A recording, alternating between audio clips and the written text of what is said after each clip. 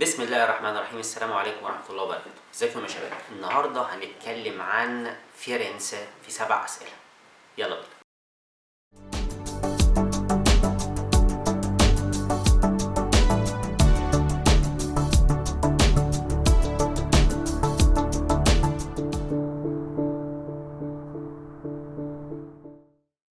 زي ما عملنا روما في 7 أسئلة هعمل لكم فيرنسا في 7 أسئلة. فيرنسا أو فلورنس أو فلورنسا في 7 أسئلة.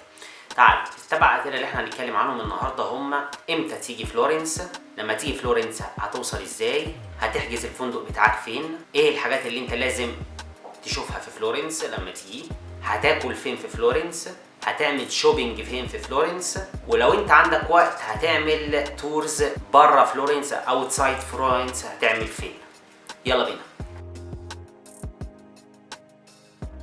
لما هتوصل فلورنس هتوصل على ايه؟ او لو عايز توصل فلورنس هتوصل على ايه؟ زي ما انتم شايفين كده حوالين فلورنس في 4 مطارات. اول مطار اللي هو مطار فلورنس نفسها اسمه فيسبوتشي. المطار الثاني مطار بيزا جاليليو جاليليي. المطار الثالث مطار بولونيا ماركوني جوليلمو ماركوني. والمطار الرابع مطار فورلي. زي ما انتم شايفين كده هم دول ال4 مطارات اللي موجودين حوالين فلورنس. مش سهل منه اللي انت توصل لفلورنس هو مطار فورلي. مطار فورلي المشكله فيها ان انت مفيش طريق دايركت يوصلك لفلورنس، يعني مفيش طريق سريع دايركت يوصلك لفلورنس. الطريق اللي انت هتاخده هنا هيبقى طريق داخلي هتاخد فيه مسافه طويله جدا. فتلات ارباع الليموزين، عربيه الليموزين بتاخد طريق لغايه بولونيا ومن بولونيا لفلورنس. فالطريق زي ما انت شايف كده بيبقى مسافته طويله، فانا برجح اللي انت تتفاداه. هو مطار صغير زي مطار بيزا بيوصل عليه مطارات اللو كوست برضه، وهو ده اللي انا قلت احطه لكم كمان.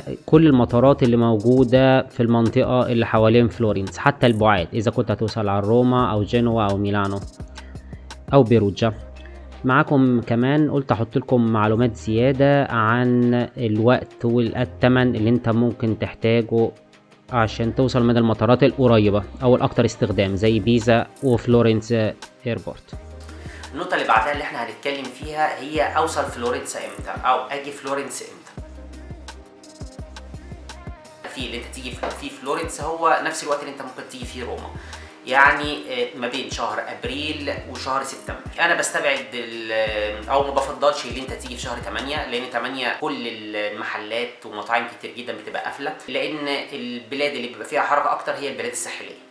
فبس اهم حاجه قبل ما تيجي، قبل ما تفكر تحجز رحلتك، اتاكد ان اتاكد ان فلورنس ما فيهاش مؤتمرات او معارض في الفتره دي، لان اولا ما بتلاقيش غرف وثمنها بيبقى غالي جدا جدا جدا. تعالوا ندخل على النقطة اللي بعديها. النقطة اللي بعديها تاخد فندق فين أو تاخد اكوموديشن فين أو إقامة فين في فلورنس. فلورنس صغيرة مش كبيرة، يعني الأماكن اللي أنت ممكن تاخد فيها الإقامة هتبقى مركزة في المنطقة اللي أنا عاملها لك على المابة دي، زي ما أنت شايف كده، اللي هي المنطقة من الأرنو، من نهر الأرنو لغاية المنطقة اللي موجودة ديت اللي أنت شايفها دي، زي ما انا معلم عليها كده في الماب. اللي انت شايفه دوت هو ده اكتر مكان فيه كميه فنادق كتيره، وممكن تلاقي فيها كل انواع الفنادق اللي انت عايزها، ما بين فنادق 5 ستار لاكتشري لغايه بيد اند بريكفاست. وفي نفس الوقت فيها كل المناطق السياحيه، تقريبا 90% من المناطق السياحيه اللي انت هتزورها في فلورنس. وفي نفس الوقت فيها اماكن كتير جدا داخليه، اذا كانت اسواق او اذا كانت شوبينج او اذا كانت مطاعم للاكل. كده قدام في بقيه الاسئله هنتكلم عن الاماكن ديت بتفاصيلها. يلا بينا على النقطه اللي بعدها. دلوقتي هنشوف مع بعض ايه اللي انت ممكن تزوره في فيرنسا. في فيرنسا اول حاجه هتزورها هي بياتسا ديلا سينيوريا، وهي قلب الحياه النابض بالنسبه للبلد دي. يعني اهل البلد بالنسبه لهم هو ده الميدان الاساسي. في نفس الوقت في نفس الميدان دوت انت هتشوف بالاتسو فيكيو. بالاتسو فيكيو دوت هو اساس الحكم اللي موجود في فلورنس كمدينة. وفي نفس البياتسا هتشوف التمثال او الكوبيا بتاعت التمثال بتاعت دافيد اللي عمله ميكيل انجلو، اللي هو بيقولوا من كل حتة في العالم عشان يزوروا. البياتسا التانية هي البياتسا السياحية في فلورنس، وهي بياتسا ديل دوومو. زي ما انت شايفين البياتسا ديل دومو موجود فيها كنيسة سانتا ماريا ديل فيوري، وفي نفس الوقت موجود فيها البرج بتاع جوتو اللي هو البرج اللي انتوا شايفينه بجانب الكنيسة ده دايركت. البرج والكنيسة او الميدان عموما هم متسجلين في منظمة اليونسكو، يعني هم علامة من علامات السياحية في العالم كله، بيجولها من كل حتة في العالم، لان انتوا زي ما انتوا شايفين كمية التفاصيل اللي معمول بيها الكنيسة من بره ومن جوه من اجمل ما يمكن. ودلوقتي هنطلع على الحاجة التالتة برضو علامة من علامات فلورنس، وهي البونت فيكيو.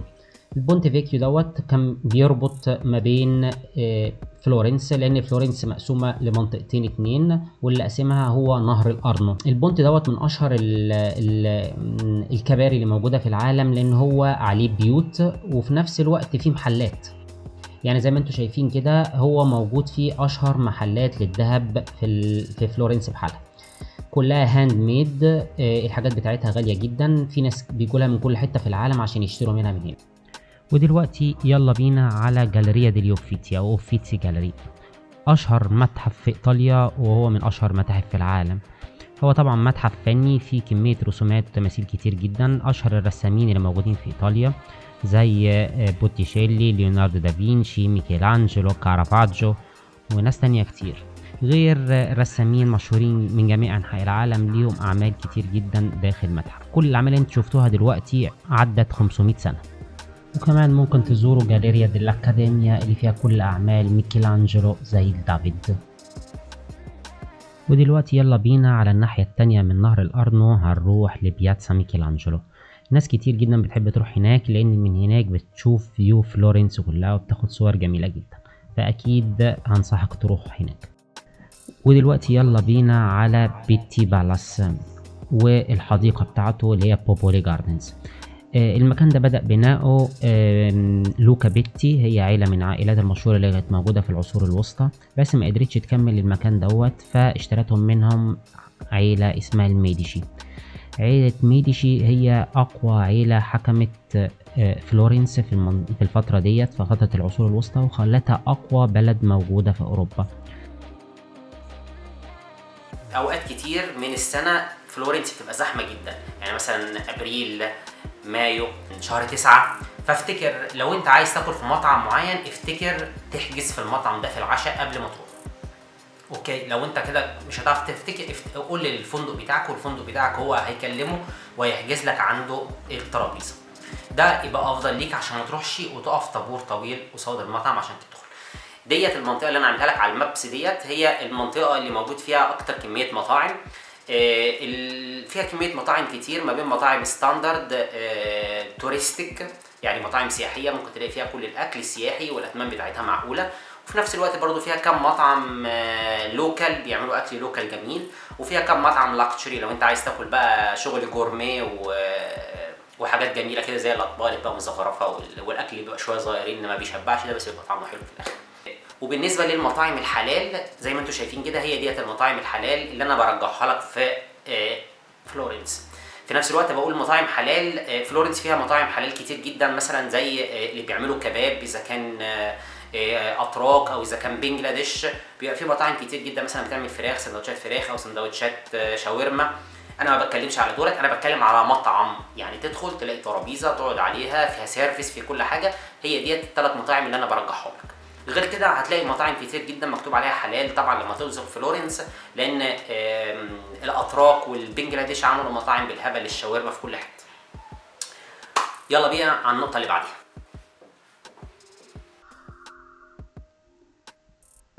طبعا لو انت في فلورنس وعايز تعمل شوبينج قدامك حاجات كتير جدا. فلورنس مشهوره بالذهب ومشهوره بالجلد، وفيها طبعا محلات كتير جدا في السيتي سنتر فيها براندات.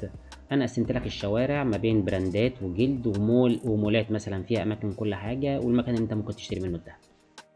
دلوقتي بقى يلا بينا نشوف ايه اللي انت ممكن تزوره لو عندك وقت وقعدت في روما اكتر من يومين. ايه اللي انت ممكن تزوره حوالين فلورنس؟